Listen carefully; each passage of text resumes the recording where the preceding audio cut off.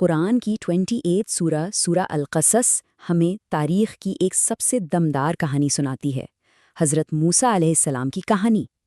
چلیں اس میں گہرائی سے اترتے ہیں اور دیکھتے ہیں کہ یہ ظلم، ایمان اور اللہ کے انصاف کے بارے میں ہمیں کیا سکھاتی ہے۔ تصور کیجئے زمانہ قدیم کے مصر کا ایک ظلم و ستم سے بھرا دور، جہاں ایک ظالم فرعون کی حکومت تھی۔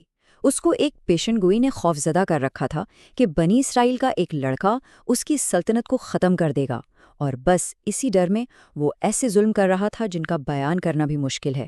لیکن فرعون کے ظلم کے گھنے اندھیرے کے بیچ اللہ کا ایک منصوبہ پہلے سے ہی چل رہا تھا۔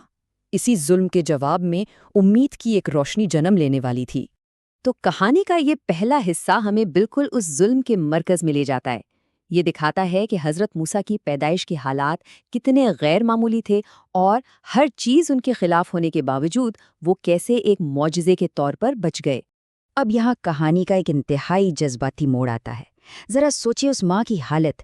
حضرت موسیٰ کی والدہ کو ایک ایسا حکم دیا گیا جو کسی بھی ماں کے لیے سوچنا ناممکن ہے، لیکن اسی حکم کے ساتھ انہیں ایک یقین دہانی بھی کرائی گئی، ایک اللہ کا وعدہ۔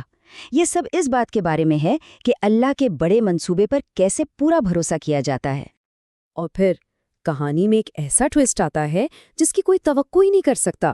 وہ صندوق جس میں وہ چھوٹا سا بچہ تھا، بہتے بہتے سیدھا اس کے سب سے بڑے دشمن یعنی فرعون کے گھر پہنچ جاتا ہے، اور وہاں فرعون کی اپنی بیوی اسے اس بچے کو گود لینے پر راضی کر لیتی ہے۔ اب حضرت موسیٰ کی زندگی کا اگلا مرحلہ شروع ہوتا ہے۔ ان کی محل میں پرورش ایک ایسے واقعے پر جا کر رکتی ہے جو انہیں ہمیشہ کے لیے بدل دے گا اور انہیں اپنا گھر چھوڑنے پر مجبور کر دے گا۔ ایک نوجوان کے طور پر حضرت موسیٰ ایک دن ایک ناانصافی ہوتے ہوئے دیکھتے ہیں۔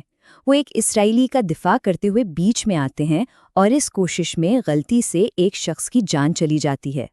اس ایک واقعے کے بعد ان کی تلاش شروع ہو جاتی ہے۔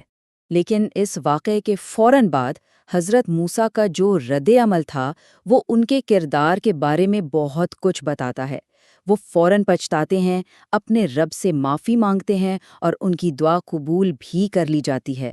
یہ ان کے اندر جو ایک گہرا اخلاقی احساس تھا نا، اس کو ظاہر کرتا ہے۔ تو اب ڈر اور خوف کے عالم میں وہ شہر سے بھاگ جاتے ہیں اور مدین کی سرزمین کا سفر کرتے ہیں۔ ایک انجان زمین پر ایک اجنبی کی طرح پہنچنے پر ان کے کردار کا فوراً ہی امتحان شروع ہو جاتا ہے۔ اور یہیں اسی جلا وطنی کے دوران حضرت موسیٰ کی زندگی کا سب سے بڑا، سب سے فیصلہ کن لمحہ آتا ہے۔ یہاں انہیں اللہ کی طرف سے ان کا خاص مشن ملتا ہے۔ یہ ملاقات بھی مرحلہ وار ہوتی ہے۔ سب سے پہلے حضرت موسیٰ کو ایک مبارک درخت میں لگی آگ سے آواز دی جاتی ہے۔ پھر انہیں اپنی نبوت کے ثبوت کے طور پر 2 معجزے دیے جاتے ہیں۔ ان کا عصا ایک چلتا پھرتا سانپ بن جاتا ہے، اور ان کا ہاتھ بنا کسی بیماری کے دودھ کی طرح سفید چمکنے لگتا ہے۔ اور آخر میں انہیں اپنا مشن ملتا ہے، اس متکبر فرعون کے پاس جاؤ۔ تو اب کہانی اپنے سب سے اہم ٹکراؤ کی طرف بڑھتی ہے۔ حضرت موسیٰ کی مصر واپسی اور الہی اختیار اور انسانی تکبر کے درمیان ایک زبردست کشمکش۔ یہاں 2 بالکل مختلف سوچ اور نظریات کا ٹکراؤ ہے۔ ایک طرف فرعون کا سیاسی غرور ہے جو کہتا ہے میں ہی تمہارا سب سے بڑا رب ہوں، اور دوسری طرف حضرت موسیٰ کا اللہ کے سامنے جھکنا، جو کہتے ہیں کہ میرا رب ہی بہتر جانتا ہے کہ کون ہدایت لے کر آیا ہے۔ فرق ان کے الفاظ میں بالکل صاف ہے۔ لیکن تکبر صرف طاقت کا ہی تو نہیں ہوتا ہے نا۔ کہانی ہمیں تکبر کی ایک اور قسم سے ملواتی ہے۔ قارون، ایک ایسا شخص جسے اس کی بے پناہ دولت نے اندھا کر دیا تھا۔ قارون اپنی دولت کا سارا کریڈٹ اپنی عقل مندی کو دیتا ہے، یہ تو مجھے میرے علم کی وجہ سے ملا ہے، جبکہ جو سمجھدار لوگ ہیں وہ اسے یاد دلاتے ہیں کہ اصل انعام تو اللہ کے پاس ہے۔ یہ کامیابی کے 2 بالکل الگ الگ پیمانے ہیں۔ تو پھر ان سب کا انجام کیا ہوا؟ جو لوگ اپنے تکبر اور فساد پر قائم رہیں، انہیں آخر میں کیا ملا؟